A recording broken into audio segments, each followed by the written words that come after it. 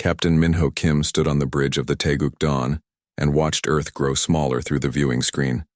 The blue marble that had been home to humanity for millions of years was now brown and gray. Dead oceans reflected no sunlight. The atmosphere hung thick with poison clouds that never cleared. 50,000 people were all that remained of 8 billion souls. They were the lucky ones, the chosen survivors who had earned their place through lottery, skill, or pure chance. Everyone else was gone, buried under rising seas, scorching heat, and endless storms that had torn the planet apart. "Captain, we have cleared Earth's gravity well," reported Navigation Officer Jinwoo Park from his station. The young man's hands moved quickly over the controls, his eyes never leaving the star charts that would guide them to their new home. "All systems are green. We are free of Earth's pull." Minho nodded but felt no joy. Freedom from a dying world was not victory. It was defeat on a scale that made his chest tight with grief. Behind them lay the graves of everyone they had ever known. Ahead waited only darkness and the thin hope of finding another world to call home. "Take us to cruising speed," he ordered. "Set course for the Kepler system." Chief Engineer Sora Lee looked up from her console. "Captain, the fusion drives are running perfectly. The new quantum shields are stable. We should reach 1/10 light speed within the hour." Her voice carried pride in her work, but her eyes held the same sadness they all shared. The Taeguk Dawn was humanity's greatest achievement, built in secret over 20 years as Earth slowly died. 5 miles long and 2 miles wide, it was both home and ark for the last remnants of the human race. Its hull gleamed with advanced metals that could withstand the cold of space and the heat of stellar radiation. Inside, 50 decks held everything needed to start again on a distant world.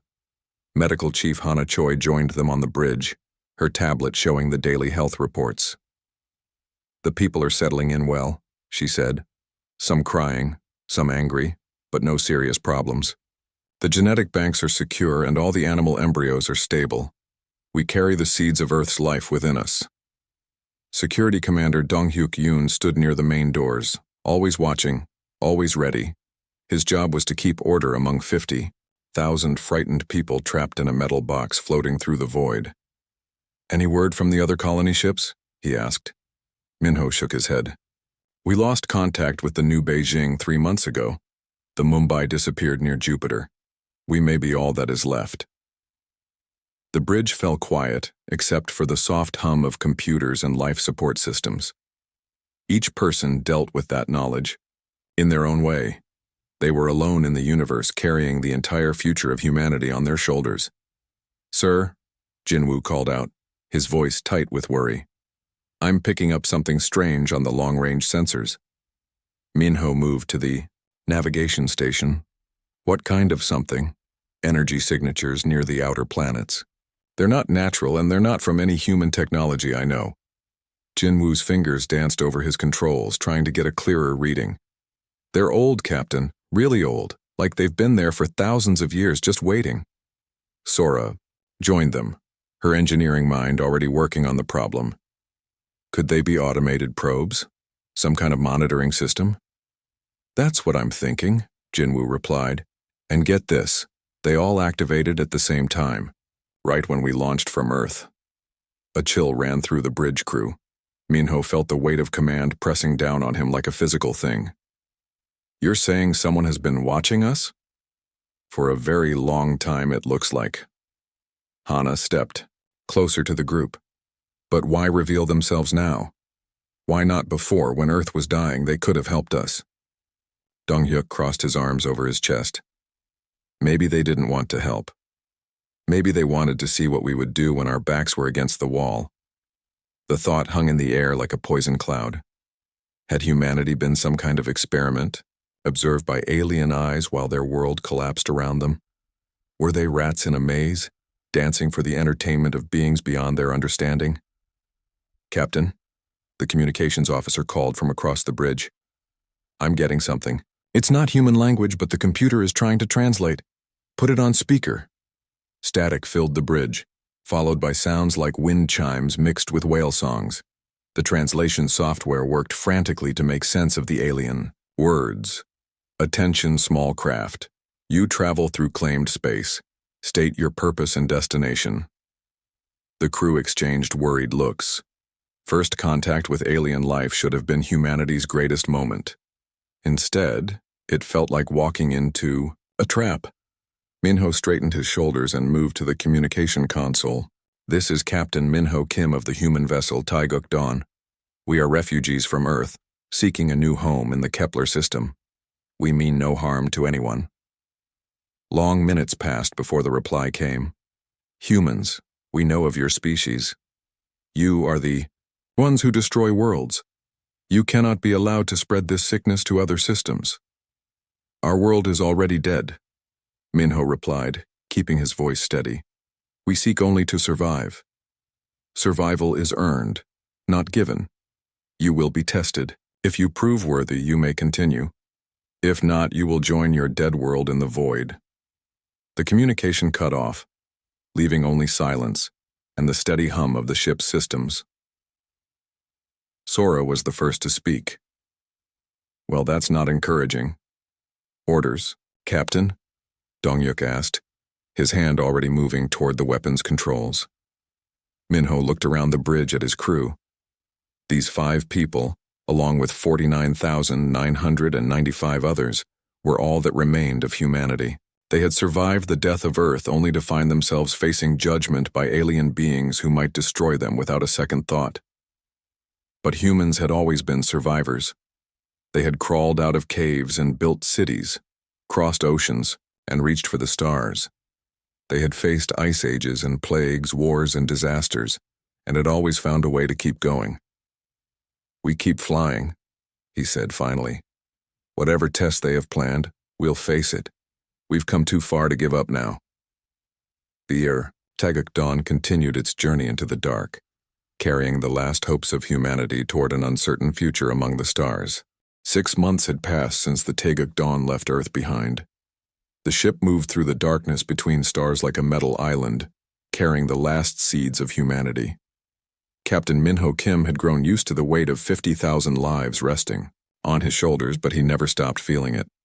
The bridge was quiet during the night shift when the alarms began screaming. Red lights flashed across every surface as crew members rushed to their stations. Minho arrived within seconds, still pulling on his uniform jacket. Report, he ordered. Navigation Officer Jinwoo Park's face was pale as he stared at his screens. 6 ships, Captain. They dropped out of faster-than-light travel right in front of us. They're big, maybe twice our size, and they're moving to surround us. Any communication attempts? They're jamming all our signals, replied the communications officer. But they're scanning us with some kind of energy beam. It feels like they're taking us apart piece by piece. Chief Engineer Sora Lee ran onto the bridge, her tools still hanging from her belt. Captain, those energy scans are going right through our hull. They're mapping everything inside the ship. Our weapons, our engines, even our life support systems. Minho moved to the main viewing screen. 6 sleek ships hung in space around them like sharks circling wounded prey. Their hulls were dark purple with silver markings that seemed to shift and move in the starlight. Each ship was armed with weapons that glowed with deadly energy. Captain, Jinwoo said, his voice barely above a whisper. The computer has identified them. They're Vorthan hunter ships. According to our databases, the Vorthans are warriors who have controlled this part of space for over 10,000 years. What do they want with us? Before anyone could answer, the jamming stopped and a voice filled the bridge. It was cold and sharp like breaking glass. Human vessel, you will surrender immediately. Your species has been marked for elimination. Do not resist and your death will be quick. Security Commander Dongyuk Yoon stepped forward, his hand on his weapon. They're not exactly offering us much choice, Captain. Minho looked around the bridge at his crew. These people had survived the death of Earth and 6 months in the void of space. They had faced every challenge with courage and determination. He would not let them die without a fight. Sora, what do we have for weapons? Plasma cannons, missile tubes, and the new quantum shields you ordered me to install, she replied. But Captain, these ships are designed for war. We're a colony vessel. And that might be exactly what saves us. Minho turned to Jinwoo. Are there any asteroid fields nearby? Anything we can use for cover? Jinwoo's fingers flew over his controls. Yes, there's a dense field about 2 million kilometers away. Lots of metal-rich rocks, some as big as mountains. Plot a course. Maximum speed. Sir, they'll catch us long before we reach the asteroids. Maybe. But humans have always been good at doing the impossible. The Taeguk Dawn's engines roared to life, pushing the massive ship toward the distant asteroid field. Behind them, the Vorthon hunters followed like deadly shadows, their weapons charging with purple fire. Medical Chief Hana Choi's voice came over the ship's communication system. All medical teams to emergency stations. Prepare for combat injuries. All civilians to emergency shelters immediately. The first attack came when they were halfway to the asteroids. Purple beams of energy struck the Taeguk Dawn's rear shields, causing the entire ship to shake like a leaf in a storm. Sparks flew from control panels as the crew fought to keep their systems online. Shields holding at 60%, Sora reported, but they won't last long against this kind of firepower. Return fire, Minho ordered. The Taeguk Dawn's weapons turned toward the nearest Vorthon ship and opened fire. Plasma bolts and missiles streaked through space, but the alien ships moved like dancers, avoiding most of the human weapons. We're barely scratching them, Dongyuk said through gritted teeth.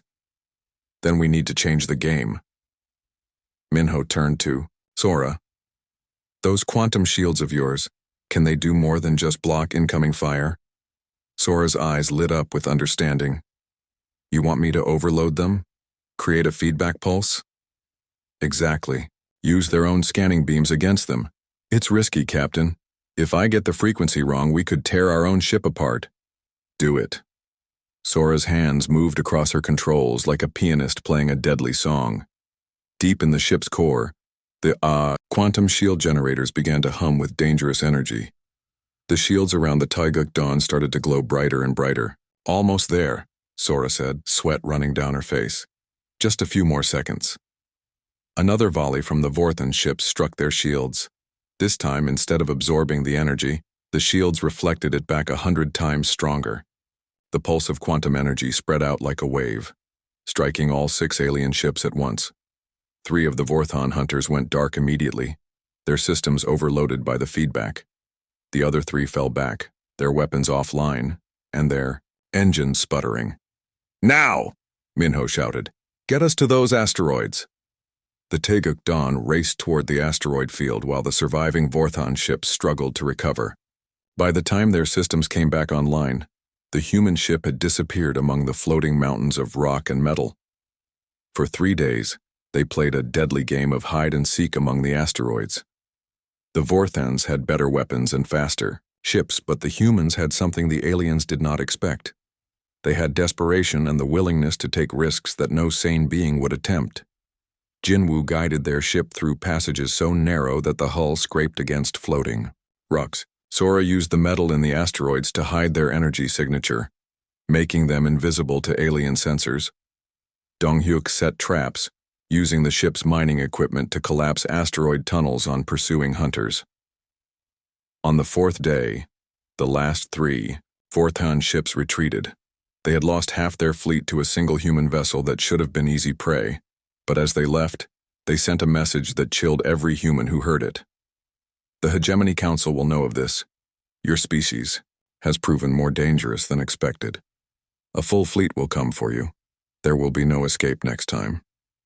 Captain Minho Kim stood on his bridge and watched the alien ships disappear into faster-than-light travel.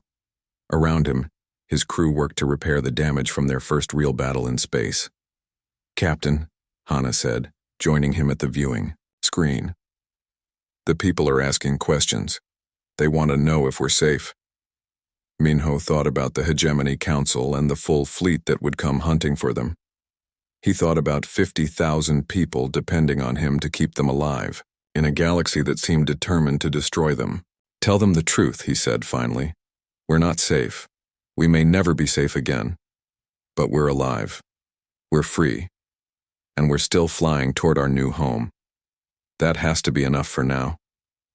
The Taeguk Dawn continued its journey through the asteroid field, carrying humanity's last hope deeper into the unknown dangers of space. 2 weeks after the battle with the Vorthon hunters, The Taeguk Dawn limped through space toward the Vale Nebula. Captain Minho Kim had chosen this course because the nebula was known to be dangerous. Most alien ships avoided it due to strange energy storms and unpredictable gravity fields. It was the perfect place to hide while they repaired their damaged systems. "Captain, I'm reading over 30 ships approaching from multiple directions," Navigation Officer Jinwoo Park reported, his voice tight with worry. "They're coming from all sides. We're surrounded." Minho felt his stomach drop. The Hegemony Council had sent their promised fleet, and it was bigger than anything he had imagined. Through the viewing screen, he could see ships of different designs, approaching like a pack of wolves closing in on wounded prey. Chief Engineer Sora Lee looked up from her repair work. "The quantum shields are still damaged from our last fight. I can give you maybe 20% power, but that's all." 20% won't stop a fleet this size," Security Commander Dong-hyuk Yoon said grimly. "We need a miracle." The communication system crackled to life. This time multiple voices spoke in different alien languages, but the translation software made their meaning clear. "Human vessel, you have been judged by the Hegemony Council. Your species is too dangerous to be allowed to spread through the galaxy. Surrender now and we will make your end quick." Minho stepped forward to respond, but before he could speak, another voice cut through the communication channel. This one was different, softer, more musical than the harsh alien voices they had heard before. "Taeguk Dawn, this is the Etherian ship Star Whisper. Do not surrender. Follow our signal into the nebula. We offer sanctuary." "Another alien ship?" Medical Chief Hana Choi asked, joining them on the bridge. "How do we know we can trust them?" "We don't," Minho replied. "But right now they're offering us hope. That's more than anyone else has given us." A new ship appeared on their sensors, smaller than the Hegemony vessels but moving with incredible grace. It was silver and seemed to flow through space like liquid metal. Energy patterns around it showed it was somehow immune to the nebula's dangerous effects. "Taeguk Dawn, I am Captain Nara of the Etherian Remnant Fleet. My people were once like you, refugees running from the Hegemony's judgment. Follow us quickly. The nebula's storms will hide us, but only if we move now." Jinwoo looked at his captain. "Sir, the nebula readings are off the charts. Energy storms that could tear us apart, gravity fields that change without warning. It's a death trap." "So is staying here," Minho replied. "Follow the Etherian ship, all power to engines." The Taeguk Dawn plunged into the Vale Nebula, just as the Hegemony fleet opened fire. Purple and green energy beams lit up space behind them, but the nebula's swirling clouds absorbed most of the deadly light. Inside the nebula, reality seemed to bend and twist. Colors that had no names danced across the viewing screen. The ship's instruments went crazy as they tried to make sense of the impossible physics around them. "Stay close to our ship," Captain Nara's voice came through the communication system. "The nebula responds to calm thoughts and steady purpose. Fear will make it turn against you." For 3 hours, they followed the Etherian ship through passages that seemed to exist one moment and vanish the next. Finally, they emerged into a pocket of calm space hidden deep within the nebula's heart. What they found there took their breath away. A dozen ships of different designs floated in the safe zone, vessels that belonged to species they had never seen before. Some looked like living creatures made of metal and crystal. Others were geometric shapes that hurt to look at directly. "Welcome to Haven," Captain Nara said as her ship approached the Taeguk Dawn. "Here, the rejected and the hunted find shelter from the Hegemony's judgment." An hour later, Minho found himself in the Taeguk Dawn's main conference room facing the strangest gathering he had ever seen. Captain Nara looked almost human, but with skin that seemed to glow with inner light and eyes like captured starlight. Around the table sat representatives from 6 other species, all refugees who had fled the Hegemony's control. "Your people are remarkable," Nara said, her voice like wind chimes in a gentle breeze. "In all our years of hiding, we have never seen anyone defeat Vorthon hunters so completely. How did you do it?" Sora leaned forward. "We use their own weapons against them. Humans are good at taking something and making it work in ways it was never designed for." A being that looked like a walking crystal tree spoke up. "The Hegemony has ruled for 50,000 years. 5 species control everything, The Vorthons you fought, the Dominarchs who lead the council, the Zakari who control trade, the Melody who handle communication, and the Nexari who maintain their technology. What do they want? Hana asked. Order, Nara replied sadly. Perfect, unchanging order. Every species in its place, every world following the same rules, every thought controlled by their system. They see change as chaos and chaos as evil. But change is life, said a floating sphere that spoke through vibrations in the air. Without change, without growth, the universe becomes a tomb. Dongyuk crossed his arms. So what's the plan? Hide in here forever? That was our plan, Nara admitted. Until you arrived. Your people have done something we never thought possible. You made the hegemony afraid. She activated a holographic display showing the space around the nebula. 3 hegemony fleets are patrolling outside waiting for you to emerge. But more importantly, word of your victory is spreading. Other species are starting to ask questions. Some are even talking. About resistance, Minho studied the display. You're saying we've started something. You've started everything, the crystal being said. For the first time in millennia, the oppressed have hope. But hope is dangerous. The hegemony will try to crush it before it can spread. Over the next few days, representatives from more refugee species arrived at Haven. The humans shared their technology and tactics while learning about the galaxy they had stumbled into. Sora worked with Etherian engineers to develop new weapons that combined human innovation with alien energy manipulation. Jinwu studied star charts with navigators from a dozen worlds, plotting safe routes through hegemony space. Most importantly, they discovered why the ancient monitoring stations had watched Earth for so long. According to Etherian records, humans were descended from a species called the Architects who had once challenged the early hegemony. The Architects had been destroyed, but not before scattering their genetic legacy across many worlds. You are their children, Nara explained to the assembled human leaders. The hegemony has been waiting for you to develop space travel, fearing this day would come. What day? Minho asked. The day when someone would unite the oppressed species against their rule. Ancient prophecies speak of catalyst people who would either bring the galaxy together or tear it apart through war. Hana looked around the conference room at the alien faces that had become allies. So what do we do now? Now, Nara said with determination in her glowing eyes, we stop running and start fighting back. The hegemony wants a war to maintain their power. Let's give them a war they never expected. Outside the hidden sanctuary, the hegemony fleets waited with growing impatience. Inside the nebula, humans and aliens worked together to forge weapons and plans that would shake the foundations of galactic civilization. The last survivors of Earth were about to become the leaders of a revolution that would change the stars forever. 3 months had passed since the Liberation Alliance was formed in the hidden sanctuary of Haven.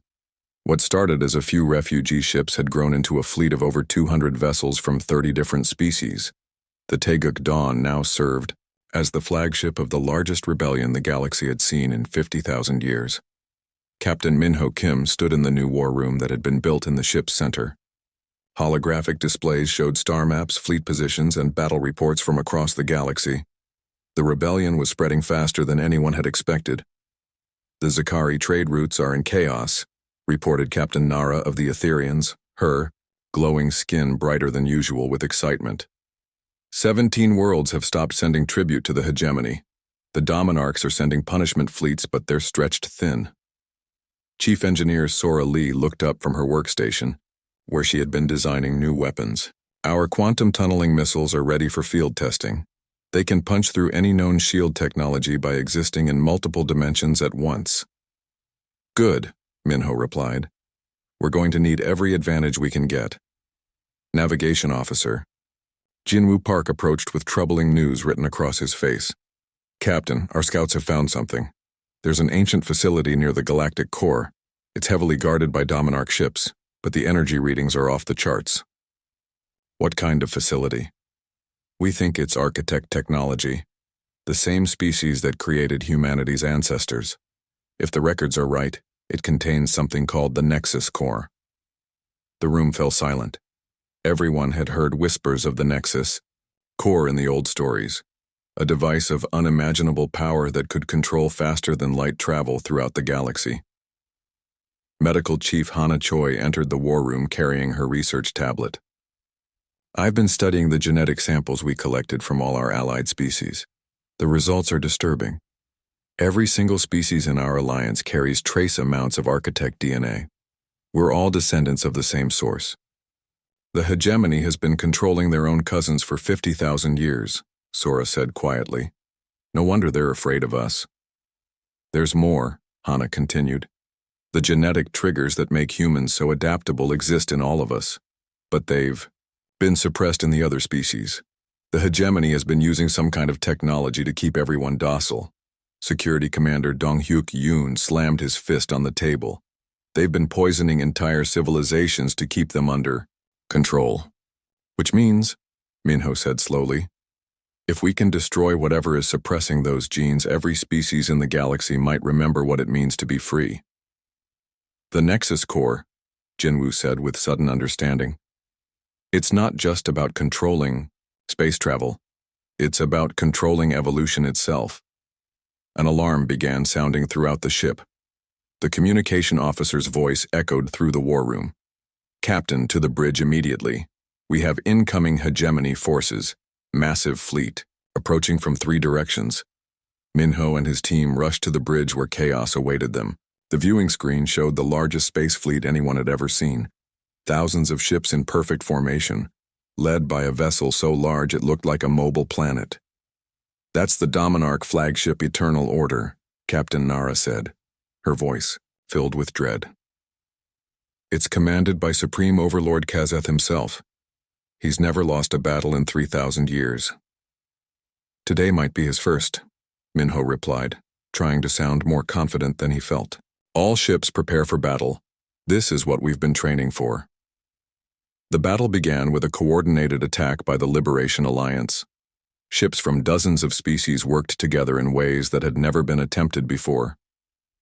Etherian energy, shields protected crystal ships that fired living weapons. Gaseous beings merged their vessels into larger forms, while mechanical species launched swarms of tiny fighters. The humans provided the unpredictable element that held it all together.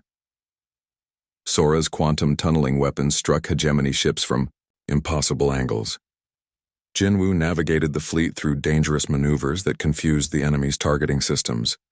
Dong-hyuk coordinated boarding parties that used human tactics to capture key enemy vessels. But the hegemony forces were too numerous and too well armed. For every ship they destroyed, 2 more took its place. The Liberation Alliance began falling, back toward the Galactic Core and the ancient architect facility. Captain, Sora called out over the noise of battle. I have an idea. It's crazy and dangerous, but it might work. Tell me. The Nexus Core. If we can reach it and interface with the quantum systems, we might be able to turn it against the hegemony, but someone would have to link directly with architect technology. The process might not be survivable. Minho looked around the bridge at his crew. They were the last representatives of Earth, carrying the hopes of 50,000 humans and millions of alien allies. The decision was his to make. Do it, he said, whatever the cost. The final push toward the architect facility was brutal. Ships exploded around them as the hegemony forces realized what the rebels were attempting. The Taeguk Dawn took hit after hit, its hull cracking under the assault. Hull breach on Deck 15, someone reported. Life support failing on decks 20 through 25. Keep flying, Minho ordered. We're almost there. The ancient facility loomed ahead of them like a crystal mountain floating in space. Its surface was covered with symbols that seemed to move and change as they watched. Energy patterns flowed across its structure in ways that hurt to look at directly. Docking successful, Jinwoo announced. But the hegemony forces are right, behind us. Sora grabbed her equipment and headed for the airlock. The interface chamber should be at the facility's core. Give me 10 minutes. Sora, wait. Minho called after her. She turned back with a sad smile. Tell them what we did here, Captain. Tell them that humans never give up, no matter the odds. The next few minutes felt like hours as Sora made her way through the ancient facility. The structure seemed to respond to her presence, walls glowing brighter as she passed. Finally, she reached a chamber filled with crystalline computers that hummed with power older than human civilization. "I'm at the Nexus core," her voice came through the communication system. "Beginning interface now." On the bridge of the Taeguk Dawn, alarms screamed as the Hegemony flagship approached. Through the viewing screen, they could see Supreme Overlord Kazeth's massive vessel charging its main weapon. "Sora, whatever you're going to do it now," Minho shouted into the communicator. Deep inside the facility, Sora placed her hands on the Nexus core's interface. Energy flowed through her body like liquid fire as the ancient architect technology recognized her genetic heritage. For a moment, she could see the entire galaxy spread out before her like a vast web of light. She understood now what the core truly was. It was not a weapon or a tool of control. It was a gift from the architects to their children, a way to connect all thinking beings through shared understanding and cooperation. With her last conscious thought, Sora activated the core's true purpose. Across the galaxy, waves of quantum energy spread out faster than light itself. On every world, in every system, the genetic locks that had kept species docile for millennia began to break. For the first time in 50,000 years, billions of beings remembered what it meant to be truly free. The war was no longer between the rebels and the hegemony. It had become a revolution that would reshape the very nature of galactic civilization. The wave of quantum energy from the Nexus core spread across the galaxy like ripples on a vast pond. Captain Minho Kim felt it pass through him on the bridge of the Taeguk Dawn, a warm sensation that seemed to awaken something deep in his mind that had been sleeping for his entire life. Around him, his crew experienced the same awakening. Navigation Officer Jinwoo Park gasped as his understanding of space and time suddenly expanded beyond anything he had imagined possible. Medical Chief Hana Choi stared at her hands as she felt new knowledge of life and healing flowing through her thoughts. But the most dramatic change happened to their alien allies. Throughout the Liberation Alliance fleet, beings who had been controlled and limited for thousands of years suddenly remembered their true potential. The crystal beings began to sing in harmonies that made space itself vibrate with music. The gaseous entities merged and separated in patterns that created new forms of beauty. The mechanical species started building devices with purposes beyond anyone's understanding. "Captain," the communication officer called out with wonder in her voice, "I'm receiving messages from all across the galaxy. Worlds that have been silent for millennia are coming online. Species are remembering technologies they lost 50,000 years ago." On the viewing screen, the massive hegemony flagship Eternal Order hung motionless in space. Its weapons had stopped firing, and its perfect formation had broken apart as the crew inside struggled to understand what was happening to them. "This is Supreme Overlord Kazeth," came a voice from the enemy ship. But it was different now, confused and uncertain instead of commanding and cruel. "What have you done to us? My mind feels strange. I remember things that were hidden from me." Minho stepped forward to the communication console. Through the quantum link that now connected all thinking beings, he could feel the Overlord's confusion and fear. For the first time in thousands of years, a Dominarch was experiencing doubt. "We haven't done anything to you," Minho replied calmly. "We've simply removed the chains that were placed on all of us long ago. What you're feeling now is freedom." The response took several minutes to come. "Freedom? But freedom leads to chaos. Without order, without control, civilizations collapse into war and destruction. Freedom also leads to growth, to creativity, to cooperation." Captain Nara's voice joined the conversation from her ship. "The hegemony taught you to fear freedom because it threatened their power." Across the battlefield, something unprecedented began to happen. Ships from both sides stopped fighting and started talking. Crews that had been enemies moments before found themselves sharing thoughts and feelings through the quantum connection. Hegemony soldiers began to question orders they had followed without thinking for their entire lives. "All vessels, cease fire," Minho broadcast to the Liberation Alliance fleet. "Let's see what happens when we choose understanding over violence." The ceasefire held for 3 days while the galaxy adjusted to its new reality. During that time, the Taeguk Dawn became the center of the largest diplomatic gathering in galactic history. Representatives from hundreds of species came to discuss what would happen next. The Hegemony Council itself arrived on the 3rd day. The 5 ruling species that had controlled the galaxy for millennia came not as conquerors but as beings seeking to understand their place in this new reality. The meeting took place in the Taeguk Dawn's main assembly hall, with participants joining through quantum link from ships throughout the system. Minho found himself facing the leaders of civilizations that had seemed like unstoppable forces just days before. "The old ways are ending," admitted Counselor Vex of the Dominarchs, his mental voice carrying centuries of weariness. "For 50,000 years we maintained order through fear and control. We told ourselves it was necessary to prevent chaos and war. But in doing so, you prevented growth and happiness," replied Elder Zoran of the Crystal Beings. "You made the galaxy into a prison where no one could reach their full potential." Supreme Overlord Kazeth, looking smaller and more uncertain than his title suggested, spoke directly to Minho. "Your species has changed everything. In 3 days, you have accomplished what we thought impossible. You have made enemies into allies through understanding rather than conquest. That's what humans do," Minho replied. "We adapt, we survive, and we bring others together. It's not just our strength, it's our purpose." The negotiations continued for weeks. The quantum connection made lying impossible and hidden motives meaningless. For the first time in galactic history, different species could truly understand each other's thoughts and motivations. The result was the Treaty of Stars, an agreement that established new rules for galactic civilization. Instead of control through force, cooperation would be encouraged through shared benefit. Species that worked together would have access to advanced technologies and faster-than-light travel. Those who chose isolation would be left alone but would not be allowed to threaten others.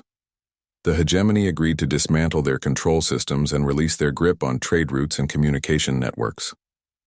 In return, their species would be welcomed into the new cooperative order as equals rather than rulers. "It will not be easy," warned Counselor Thane of the Melody. 50,000 years of habit do not change overnight. Some will resist this new way. "Change is never easy," Hana replied during one of the council sessions. "But the alternative is to remain trapped in the past while the universe moves forward without us." As the treaty was being finalized, the Taeguk Dawn finally resumed its original mission. With the galaxy now open to them, the journey to Kepler 442b became not a desperate flight, but a triumphant voyage to humanity's new home. Jinwu guided the ship through space lanes that were now filled with friendly vessels rather than hostile hunters. Species that had been enemies offered supplies and assistance for the journey. The human colony ship became a symbol of hope for the entire galaxy. When they finally arrived at Kepler 442b, they found it even more beautiful than they had hoped. Blue oceans, green continents, and clear skies welcomed the last survivors of Earth to their new home. But they were no longer alone. Dozens of other species had requested permission to establish colonies nearby, wanting to be part of the new, cooperative civilization. The landing was broadcast across the galaxy through the quantum network. Millions of beings watched as Captain Minho Kim stepped onto the surface of humanity's new world and planted a flag that bore not just Earth symbols, but the emblems of all the species that had joined together in friendship. "This is not just humanity's new beginning," he said as his words were carried to every corner of the galaxy. "This is the start of something better for everyone. We came to the stars as refugees, but we have become the founders of a new age." 50 years later, Old Jinwu Park stood before a class of young cadets from dozens of different species. The Academy ship orbited the thriving world of New Earth, where humans and aliens worked together to build something that had never existed before, a truly cooperative galactic civilization. "The humans taught us that strength comes not from controlling others but from understanding them," he told his students. "They showed us that even the smallest group, when they refuse to give up hope, can change the entire universe." Through the classroom windows, the students could see Earth itself. restored to blue and green beauty through technologies shared freely among all species. Humanity had kept its promise. They had not just survived, but had made the galaxy a better place for everyone. The last starship had become the first ship of a new age among the stars,